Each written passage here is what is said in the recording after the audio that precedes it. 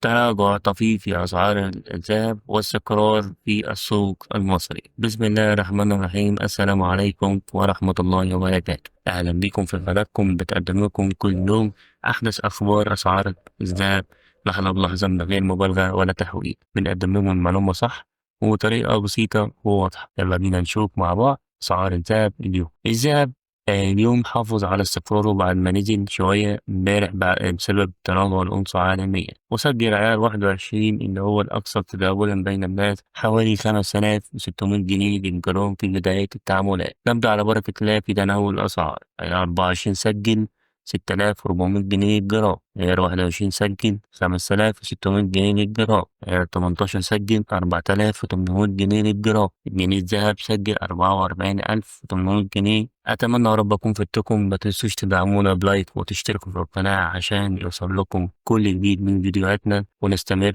ألقاكم في أمان الله، والسلام عليكم ورحمة الله وبركاته.